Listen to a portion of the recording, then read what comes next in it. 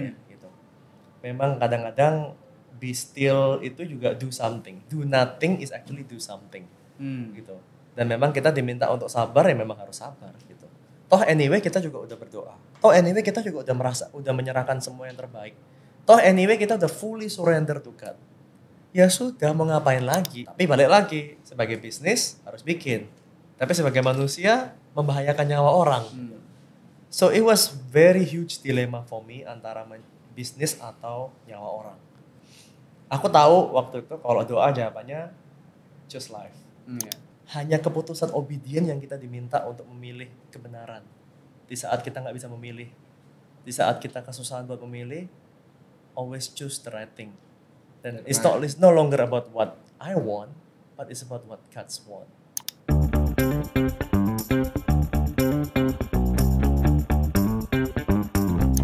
Dari doa itu, lumayan makin lama makin stres dong gitu. Tapi disitulah justru aku belajar cukup dalam sih sebenarnya, karena waktu itu nggak sengaja aku belajar dari anak aku. Anak aku tuh masih bayi lah. Waktu itu anak kedua ya udahannya. Dia tuh setiap malam masih bangun minum susu, minta susu kan, bangun. Dan biasanya memang yang bangun aku, nyiapin susu segala macam. Cuman karena waktu itu dalam period yang cukup stressful karena doa tidak ada jawaban, dan dengan sabar tetap nggak ada jawaban. Mulai nggak sabar. Mulai panik juga nih. Mulai kayak, lu jangan tinggalin gue di sini loh ya gitu. Udah mulai jangan-jangan ini lagi sibuk ngurusin yang lain itu kan nih. Gitu. Udah mulai panik nih gitu. Tapi di saat itu aku tuh lagi nyiapin susu. Di sini ada baby, tahu? Nggak tahu ya. Nah, kalau manasin susu itu kan nggak bisa pakai microwave ya. Kalau pakai microwave itu bisa kepanasan. Kalau nggak rata. Jadi manasin susu itu pakai bottle warmer. Ya kan, bottle warmer itu istilah di airnya direbus lah, istilahnya sampai mendidih gitu kan. Istilahnya begitu. Kalau dari kulkas langsung kan dingin, kasihan perutnya. So everything takes a process. Nah, tapi waktu itu anak aku tuh saya saking kelaparan banget ya. Dia tuh teriak-teriak, nangis-nangis kayak there is no tomorrow, nangisnya tuh kayak nggak bisa nafas gitu.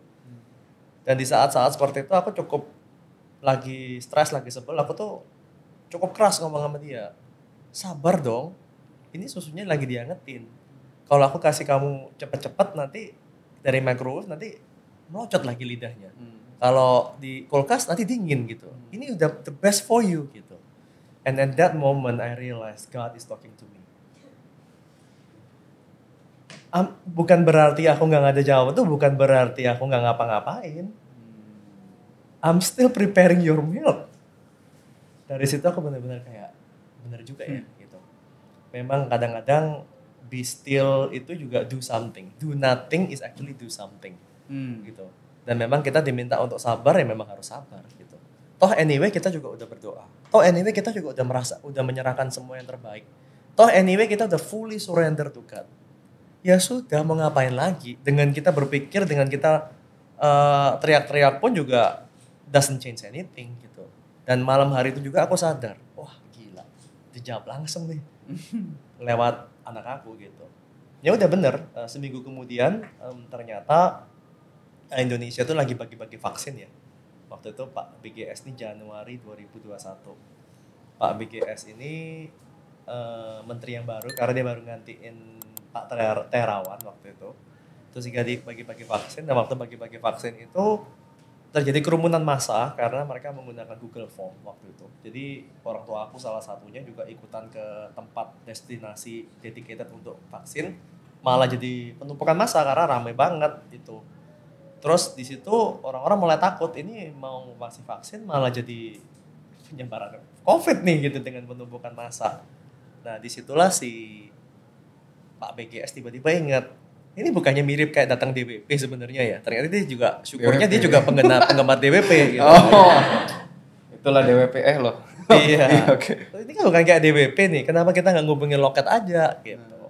Ya long story short, dalam waktu seminggu kita fully kontrol Indonesia Vaksin Distribution Center dari Sabang sampai Merauke.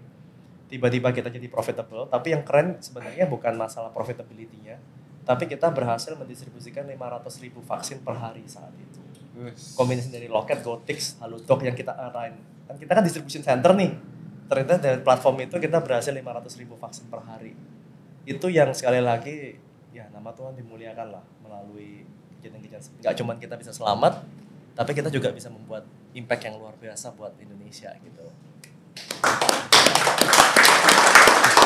Kalau dengar kayak gini, yang sekarang lagi berat, itu kan ngerasa Indonesia lagi rada seru ya kondisinya sekarang kan. Benar gak? Ada yang dioplos, ada yang ya udahlah ya. Tapi menguatkan nggak teman-teman? Udah capek? Itu baru tadi 2021 nih. Kita masih ada berapa 4 tahun lagi kan? Nah, mau ditanyain lagi nggak lanjutannya apa? Kayak seru ya. Ayo, season 3 lanjutkan Kakak Edi. Along the same time, sebenarnya kita juga cukup struggling di GoPlay juga waktu itu. Di GoPlay itu kita akan bikin film ya. GoPlay itu OTT platform lah waktu itu. Jadi kita banyak bikin film Indonesia. Kenapa kita mau bikin GoPlay? Karena entertainment itu adalah salah satu yang menurut kita para board di Gojek, para direksi di Gojek. Gojek itu kan dari dulu kan kita bikin itu memang tujuannya untuk membuat impact buat Indonesia ya. Untuk membuat para driver supaya bisa lebih sejahtera, supaya ada paymentnya juga, supaya jadi penyerataan ekonomi melalui GoPay dan segala macam. Which I think they did in a way achieve very successful job lah in that sense gitu. Tapi yang whole yang belum pernah disentuh adalah bagian entertainment. Karena entertainment itu, through entertainment itu kita believe kita bisa shape the future generation of Indonesia melalui positive content. Keren. We believe in it. Karena semua konten-konten ini yang sekarang makin amburadul kalau nonton di YouTube dan lain-lain, Netflix dan lain-lain, itu kita menyadarin kalau banyak pihak-pihak yang mulai menormalisasi hal-hal yang tidak dinormalisasi. Yang zaman kecil dulu kita bilang, ih apaan nih, sekarang kayak everything is like that, normal gitu kan. Malah menjadi sebuah requirement, kalau filmnya Netflix mesti ada nih beberapa checkpoint yang mesti ada. Oh gitu? Iya, kalau nggak mungkin semua standar dong gitu kan. Mesti ada nih beberapa bagian-bagian yang seharusnya tidak boleh dinormalisasi gitu kan. Yang mereka menormalisasi hal seperti itu. Dan bahkan dengan tuntutan daripada para content creator yang memang cari duit susah, banyak konten kreator memutuskan untuk menggunakan shortcut dengan membuat konten yang sensasional. Karena makin sensasional, makin dapat jumlah view, makin dapat duit. Logikanya ngerti sebenarnya. Dan ngerti kenapa mereka melakukan seperti itu. Tapi kalau semua sensasional adalah yang dipuja-puja, maka pada akhirnya, dan algoritma daripada platform kapitalisme seperti YouTube dan lain-lain juga mendewakan jumlah view, maka otomatis yang muncul pasti yang hoax, yang sensasional, yang selingkuh, yang macam-macam lah, itu pasti akan di-push. Bahkan semakin sensasional, YouTube, TikTok dan lain-lain pun menggunakan sebuah section yang tulisannya what's trending. Dia ngajarin hashtag yang trending seperti apa, supaya semua orang meniru hal yang sama. Artinya makin ngaco gitu kan, makin berantakan karena makin kontennya makin sensasional gitu. Nah di situ kita di Goto Group ya, kita nyadar we gotta do something. Dan dengan kreatif ekonomi pun juga sama. Kreatif ekonomi itu negara maju itu kan didukung sama kreatif ekonomi ya. Nah kreatif ekonomi itulah yang menentukan negara maju apa enggak. Dan gerbong daripada kreatif ekonomi itu cuma 2, film dan musik. Karena film dan musik ini selalu di gerbong utama, di lokomotif. Kalau film dan musik ini berhasil mendobrak suatu negara, sisanya akan ikut. Tourism, hair, rambut, makeup, beauty, semuanya, makan, semuanya akan ikut. Seperti yang terjadi dengan Korea. Sebelum Korea, Jepang. Sebelum Jepang, Amerika. Gitu kan. Tapi itu benar-benar caranya mereka menjajah dunia itu melalui konten dulu. Gitu. Nah, kita percaya itu sangat important. Tapi kalau kita nggak menjaga di situ gerbongnya nggak dijagain, maka otomatis semua konten kreator kalau bikinnya joget-joget mulu nggak akan kemana-mana nih. Gitu. Tapi ekonomi faktornya juga harus dibenerin. Karena kalau kita ngerti mereka melakukan seperti itu karena ada faktor ekonomi. Nah, itulah akhirnya GoPlay itu lahir. Jadi ceritanya seperti itu. Tapi bikin konten Indonesia itu nggak gampang. Bukan nggak gampang. Gampang sih bisa. Talentnya banyak. Tapi untuk monetize-nya susah. Karena orang Indonesia itu nggak mau bayar konten isunya. Jadi kita mau bikin, jadi kalau kita nggak mau bayar konten, jadi kita harus dapat konten dari ads. Tapi konten dari ads kita kalah secara CPM dari platform seperti YouTube. Kalau kita mau bikin pay per view juga nggak ada yang mau nonton. So we were in a very dilemma situation waktu itu. Nah, pas along the same time, COVID terjadi. Nah, waktu COVID terjadi ini, kita itu barusan closing $15 million.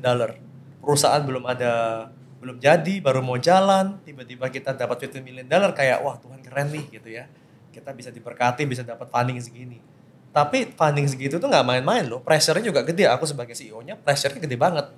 Karena artinya we gotta do something dengan funding seperti itu, tapi COVID. Nah, disitulah saat-saat dimana keputusan itu mulai muncul. Kalau aku nggak bikin film, maka nggak ada yang nonton. Kan nggak ada film, nggak ada yang usernya. Tapi kalau aku bikin film, itu akan membahayakan cash krunya kita. Karena kena COVID dong, 2020 waktu itu belum ada vaksin. Dan terbukti orang yang bikin film diam-diam pasti satu kru kena semua. Dan nggak cuma krunya, bahkan sampai keluarganya pun kena semua. So it's a irresponsible thing to do. Tapi balik lagi, sebagai bisnis harus bikin. Tapi sebagai manusia membahayakan nyawa orang. So it was very huge dilemma for me antara bisnis atau nyawa orang. Aku tahu waktu itu kalau doa jawabannya choose life. Maka dari itu aku nggak doa 2 minggu waktu itu. Tetap. Karena I know the answer will be that. Tapi itu membuat aku kesusahan sekali gitu ya. Pada akhirnya one day memang aku memutuskan untuk berdoa dan memang jawabannya adalah choose life.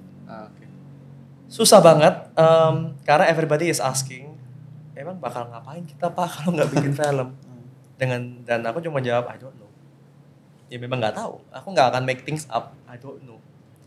Sampai pada saatnya aku udah benar-benar udah merasakan I should have a board meeting dan bilang ke board, I'm not the right CEO for this. Cari aja yang lain. I was about to submit my resignation to the board. Oh itu setelah vaksin tuh? Ya. Belum, 2020 Desember. Ini kan di Parallel Universe, ini kan Locket, ini kan di GoPlay-nya. Jadi semuanya kena sebenarnya, semua lagi ada masalah. Oh itu beda, benar sih. Locket sama GoPlay-nya. Iya beda, it's under Auto Entertainment Group kan. Nah dari situ, pas di saat-saat seperti itu tiba-tiba aku realize kalau ternyata kalau kita benar-benar mau truly membantu para kreator ekonomi ini atau para konten kreator ini, kita harus bukan kita membuat film Indonesianya, tapi kita harus membuat sebuah platform yang bisa membantu mereka untuk survive. Nah saat itu juga dengan visi yang baru yang Tuhan kasih itu, akhirnya kita membuat GoPlay menjadi live streaming platform. Jadi udah bukan bikin film lagi, tapi kita membuat live streaming platform. Yang live streaming platform itu isinya kita bisa membuat para content creator bisa berkarya secara live dan mereka bisa mendapatkan saweran dari sini. Sebelum TikTok nih ya? Sebelum TikTok. Dan luar biasanya, gara-gara tadi dilema tadi itu, akhirnya memutuskan untuk live, akhirnya kita meng-cancel semua production, justru kita bisa mendapatkan sebuah visi yang baru itu. Untuk membantu konten kreator secara live. Dan luar biasanya konten-kontennya itu very positif semuanya. Dan memang kita ngefilter. Jadi kita tuh bisa menjadi, pada yang tahu Bigo nggak di sini? Wah jebakan lagi nih, jebakan kedua. Ternyata banyak yang tahu, luar biasa. So kita menjadi Bigo halalnya. Bigo halal, masih. Bigo halal. Karena isinya di sana itu selain penyanyi-penyanyi, kita banyak banget ustadz-ustadz, kita banyak banget romo-romo, kita banyak banget worship leader di sana. Jadi dalam satu hari itu isinya tuh semua itu kalau nggak acara keagamaan, acara musik, acara stand up comedian, pokoknya benar-benar acara positif semuanya. Dan kita berhasil membuat 35.000 konten kreator untuk mendapatkan lebih dari 10 juta tiap bulannya. 35.000 orang. Nah, dari situ, tapi nggak cuma itu, sekali lagi yang membuat kita sukses metriknya kita tuh kita melihat banyak orang yang karena itu live streaming itu kan beda ya dengan YouTube ya. Kalau YouTube kan kita bisa nonton on demand. Kalau live streaming harus di jam-jam tertentu. Ternyata dengan membuat di jam-jam tertentu itu, yang kita mulai dari jam 5 pagi juga ada pengajian, jam 6 pagi juga ada worship gitu, campur semua di situ ya. Kita tuh melihat ada banyak puluhan ribu orang yang setiap harinya mendengarkan dan mencari Tuhan. Dan itu cukup menarik karena orang-orang ini yang tadinya mungkin cuma seminggu sekali waktu buat Tuhannya, sekarang mereka setiap hari. Dan karena mereka di jam-jam tertentu, komunitasnya ketemu sama orang kenalan dari Sabang sampai Merauke, mereka saling mengingatkan, kemana kok tadi pagi nggak ada? Oke. Yang lama-kelamaan akhirnya mereka menjadi sebuah habit baru, yang mana habitnya mereka bangun pagi, berdoa dulu, mencari Tuhan dulu gitu. Dan itu membuat kita sadar gitu. Saat terjadi dilema seperti untuk memilih hidup dan bisnis, waktu itu sebenarnya bisa aja aku memilih bisnis. Bisa kok. Dan bisa aja mungkin bisa jadi by that time survive tambah gede atau bisa jadi mati, kita nggak tahu. Ya, karena kita nggak pernah melakukan seperti itu kan.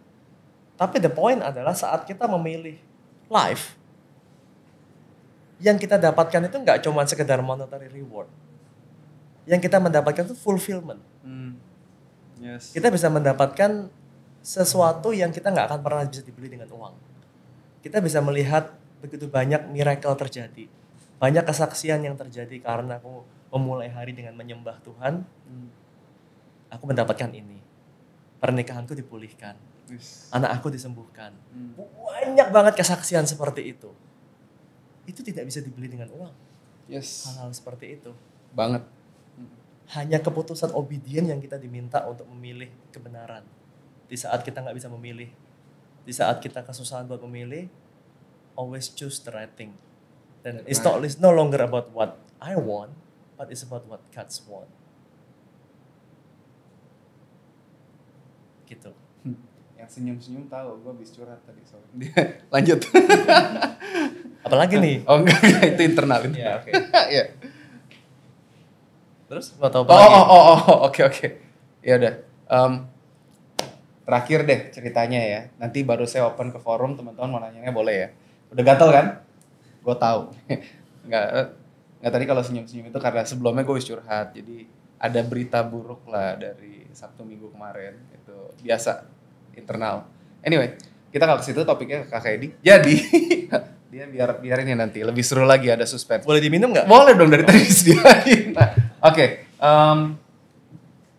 Tadi GoPlay sama Loket udah ngalamin banyak hal.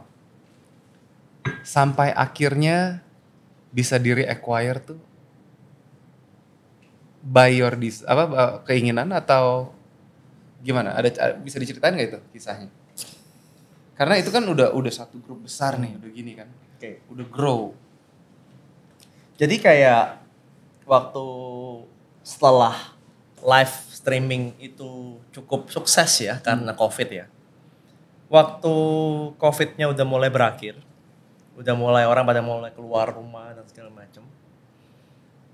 Kita melihat revenue daripada content creator kita tuh mulai menurun.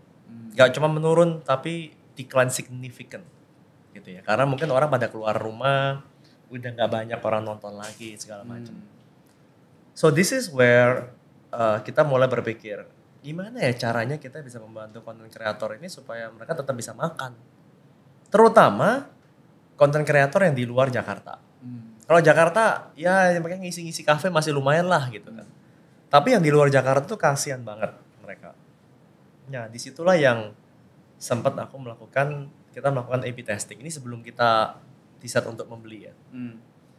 Kita melakukan A/B testing di sebuah mall di Jakarta. Kita membuat yang tadi itu aku bilang, ada layar gede, ada TV, ada kamera. Terus kita membuat para content kreatornya ini, awalnya di tempat lokasi itu, food court itu memang ada penyanyi yang lagi main genjreng-genjreng gitar, duduk gitu ya sambil nyanyi pakai mikrofon. Terus kita membuat penyanyi tersebut nyanyi dari rumah, tapi kita broadcast, kita kasih TV di tempat yang sama, jadi penyanyi yang sama, itu alternate, hari pertama nyanyi genjreng-genjreng, hari kedua nyanyi dari TV, dari rumah lah istilahnya. Dan kita melakukan selama sebulan penuh. Kita mau tahu impact-nya apa. Yang menarik adalah jumlah request lagu yang tadinya itu mereka menggunakan orang yang ada on premise ya, orang nyanyi genjreng-genjreng gitu. Mereka itu mendapatkan sekitar 5-7 request rata-rata per 2 jam mereka nyanyi. Tapi begitu mereka nyanyi dari rumah, penyanyi yang sama, bedanya cuma dia ditampilkan secara box dengan ada kameranya, dengan nyapa-nyapa orang yang sama, dengan kayak gini nih, thank you. Dan mereka itu bisa mendapatkan jumlah request lagu sebanyak 40 request. Kita kaget dong, kaget. Semua di perusahaan kaget semua. Apa yang terjadi gitu kan. Dan ternyata setelah kita pelajarin lebih dalam lagi, ternyata memang the younger generation, terutama di bawah 35 tahun, di sini di bawah 30 tahun. Teman-teman yang di bawah 30 tahun, itu adalah generasi yang memang antisosial generasi. Generasi yang lebih nyaman interaksi dengan teks. Generasi yang lebih nyaman interaksi dengan mesin. Generasi yang lebih nyaman ya itu pokoknya mereka lebih nyaman email, ada yang jempol-jempol segala macam gitu. Itu adalah generasi the younger generation. Iya. Bukan berarti mereka lebih lembek atau gimana, I disagree with that. It's just the way it is. Memang sesuatu yang harus kita embrace. Karena memang udah beda generasinya gitu loh. Dan generasi emoji ya. Iya, generasi emoji. Nah, dengan waktu kita melakukan seperti itu, padahal mereka tuh sebenarnya waktu request lagu juga datang ke mesinnya ngomong langsung dua arah. Sebenarnya juga ngomong langsung sebenarnya. Tapi somehow mereka lebih nyaman ngomong dengan box dibandingin ngobrol sama orang langsung. Entah mungkin karena mereka anxious generation juga takut dipegang-pegang mungkin sama orang yang kita nggak tahu. Tapi faktanya adalah jumlah request lagunya naik secara signifikan. Nah, karena jumlah request lagunya naik signifikan, jumlah waktu yang di-spend di venue juga naik secara drastis. Tadinya mereka cuma 10 menit, 20 menit, sekarang kita bisa melihat mereka lebih dari 1 jam. Mereka di venue secara average. Dan secara mereka duduk lebih lama, otomatis mereka juga beli makanan, minuman lebih banyak lagi. Venue-nya pun juga, again kita ngelihat kenapa kalau mereka stay longer. Make sense kalau request lagunya belum dinyanyiin, mereka nggak pulang. Kayak kita karaoke kan. Kalau kita karaoke, kita pilih lagu, ya tunggu sampai lagunya dimainin dong, baru mereka pulang kan. Sama ternyata behaviornya. Dan karena mereka ada dariku untuk bisa request, bisa scan QR code, bisa segala macam. Jadi mereka jadi goda-godaan. Buat lagu nih, buat kakak cantik di depan aku gitu. Cantik deh hari ini. Oh, dibalas-balasan jadinya lebih rame gitu. Jadi membuat sebuah interaktif yang sebenarnya di zaman kita kecil di radio juga udah begitu ya. Tempo radio gitu. Cuman kita membuat ini menjadi menghidupkan lagi gitu. Dan ternyata anak-anak muda zaman sekarang pun juga sama, cuma caranya aja beda gitu. Ya gara-gara dari seperti ini, terus gara-gara kita musisi-musisi kita tiba-tiba bilang sama kita kalau mereka sangat terberkati, bahkan beberapa lokasi kita tuh nggak cuma di Indonesia, kita ada di Jepang dan Taiwan juga kan, kita testing. Jadi penyanyi kita satu dari Parepare sampai wah kalau mereka kesaksian luar biasa banget ya, mereka bisa nyanyi Jakarta aja nggak pernah, tapi mereka bisa nyanyi di Omotesando. Itu buat mereka suatu achievement yang luar biasa sekali gitu melalui everywhere devices-nya kita gitu. Bahkan kita juga baru mendengarkan cerita waktu itu juga dari penyanyi konten kreator kita yang perempuan. Ternyata banyak perempuan yang sudah working mom, yang udah punya anak segala macam, mereka tuh merasa nggak pede. Karena mereka merasa badannya nggak secantik dulu lagi dan segala. Meskipun to me mereka tetap still very beautiful. Itu mereka cuma kehilangan pede aja gitu kan.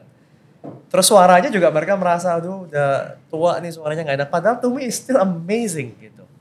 Tapi waktu mereka coba nyanyi dari rumah gitu ya sambil in between jaga anak dan segala macam. So they gain their confidence back. Gitu ya. Dan mereka mungkin karena kebantu kita juga ada filter kali ya. Jadi mungkin kebantu dikit-dikit gitu ya. Tapi poinnya adalah mereka tetap bisa berkarya sekarang. Meskipun mereka punya anak, punya bayi di rumah, tetap bisa berkarya, tetap bisa membantu ekonomi keluarganya gitu loh. Nah hal-hal seperti ini, cerita-cerita seperti inilah yang akhirnya di tahun 2023 kemarin itu membuat kita memutuskan untuk mengambil alih dari GoTo full. Karena kita percaya ada saatnya memang waktu itu dimana kita nggak bisa bergerak sendirian, kita butuh GoTo supaya bisa mengakselerasi. Tapi ada saatnya di mana korporasi besar itu will slow you down. Ada saatnya di mana mungkin kita harus berdiri independen lagi supaya kita bisa lebih agile. Nah di 2023 inilah saatnya kita memutuskan untuk membeli balik. Pertama memang mau membeli everywhere aja, membeli Coldplay aja. Soon di rebrand jadi everywhere. Terus tapi memang keterusan gitu kita ngelihat wah ternyata loket pun juga bisa memberikan dampak yang lebih besar lagi gitu. Now that we are 10 times bigger, udah very profitable, dan segala macam. Kayaknya kita bisa melakukan sesuatu yang lebih besar lagi untuk kemuliaan Tuhan nih gitu. Jadi ya ended up 2023 itu is a historical year buat kita karena kita berhasil untuk mengakuisisi basically seluruh Goto Entertainment Group, perusahaan-perusahaan di bawahnya kita ambil balik semuanya.